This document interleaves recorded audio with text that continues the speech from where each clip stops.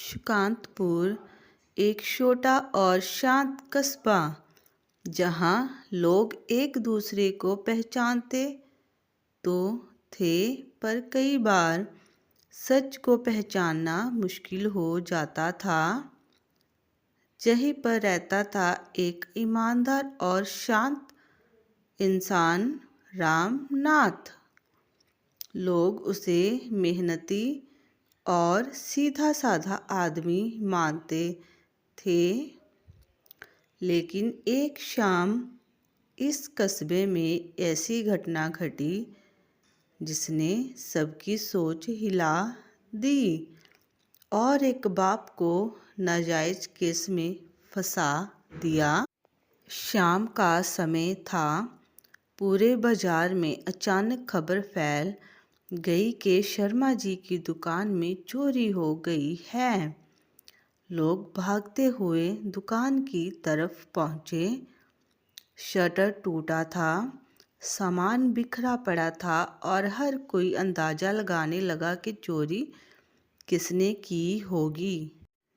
भीड़ में कुछ लोगों ने शक की बुनियाद पर नाम ले लिया था कि शायद रामनाथ ने किया होगा। उन्हें किसी ने रात में दुकान के पास देखा था, इसलिए लोग मान बैठे कि वही चोर है। पुलिस आई और बिना ज़्यादा जांच पड़ताल किए रामनाथ को पकड़कर ले गई। उसकी हर सफाई को नज़रअंदाज कर दिया गया और एक बेगुनाह आदमी को सलाखों के पीछे डाल दिया गया। इस घटना से सबसे ज़्यादा टूटा था रामनाथ का बेटा अमन। 20 साल का सीधा साधा लेकिन बेहद समझदार लड़का। अपने पिता को बिना कसूर जेल में ले जाते हुए देख अमन अंदर से बिखर गया, लेकिन उसने रोकर हार नहीं मानी। उसने एक फैसला किया कि वे अपने बाप का नाम जरूर साफ करेगा, चाहे उसे कितनी भी मुश्किलों का सामना क्यों ना करना पड़े। अमन ने सबसे पहले उसी दुकान के बाहर का वो पुराना सीसीटीवी चेक किया जिसे सब लोग बेकार समझते थे।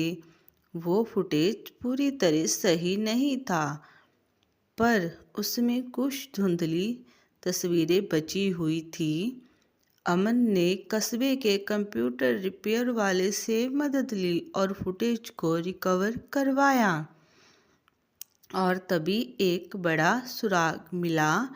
फुटेज में 2 लोगों की परछाई दिख रही थी और वो दोनों किसी भी तरह रामनाथ जैसे नहीं थे।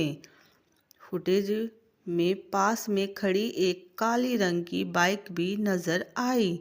यही था अमन का पहला मजबूत कदम।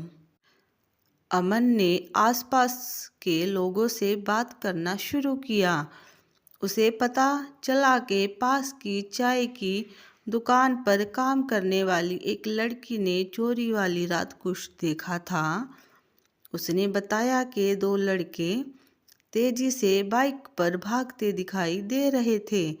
चेहरे साफ नहीं थे, लेकिन बाइक काली थी और उस पर लाल स्टिकर था। अब 2 बातें साफ हो गई थी। चोर 2 थे और वे बाइक पर भागे थे, जिसका रामनाथ से कोई लेना देना नहीं था। अमन ने कस्बे में उन लड़कों और उस बाइक के बारे में पूछताछ की। थोड़ी ही देर में उसे पता चला कि ठीक वैसी ही बाइक एक लड़का चलाता है। नाम था सोनू। कस्बे में उसका नाम छोटे मोटे गलत कामों के लिए जाना जाता था। यह सुनकर अमन को लगा कि वो करीब पहुंच चुका है सच के। अमन ने सोनू के बारे में और जानकारी जुटाई। जब उसने और गहराई से पूछताछ की तो धीरे धीरे पूरा मामला स्पष्ट होने लगा। आखिरकार सबूतों के दबाव और अमन की हिम्मत के आगे सोनू ने चोरी का सच कबूल कर लिया। उसने बताया कि चोरी उसने और उसके साथी ने की थी और जब वे दुकान से निकल रहे थे तो तभी उसकी नज़र रास्ते में गुजरते रामनाथ पर पड़ी। दोनों ने सोचा कि अगर पुलिस किसी पर भी शक करेगी तो उसी मासूम बूढ़े पर करेगी और उसी सोच का फ़ायदा उठाकर वे बच निकले। सोनू की यह कबूलनामा अमन ने अपने फ़ोन में रिकॉर्ड कर लिया। अब अमन के पास 3 पक्के सबूत थे, पुराना सीसीटीवी फुटेज, लड़की का बयान और असली चोरी का कबूलनामा जो उस चोर के द्वारा किया गया था। वो सीधे पुलिस स्टेशन पहुंचा। पहले पुलिस ने ध्यान नहीं दिया, लेकिन जब अमन ने सारे सबूत रखे तो पूरा मामला साफ हो गया। पुलिस ने तुरंत एक्शन लिया। रामनाथ को बेगुनाह करार दिया गया और असली चोरों को उसी रात गिरफ्तार कर लिया गया। अगली सुबह रामनाथ जेल से बाहर आया, थका हुआ चेहरा, बुझी हुई आंखें, लेकिन सामने खड़े अपने बेटे को देखकर वे चमक उठी। उस दिन एक बेटे ने अपने पिता को सिर्फ जेल से नहीं निकाला, बल्कि उनका सामान भी वापस दिलाया। कस्बे के लोग भी अपनी गलती पर शर्मिंदा हुए। उन्हें एहसास हुआ कि शक के आधार पर किसी को भी गुनहगार ठहराना कितना गलत होता है। उस दिन सुकांतपुर ने एक बड़ी सीख ली कि सबूतों के बिना किसी को दोषी समझ लेना किसी की जिंदगी बर्बाद कर सकता है।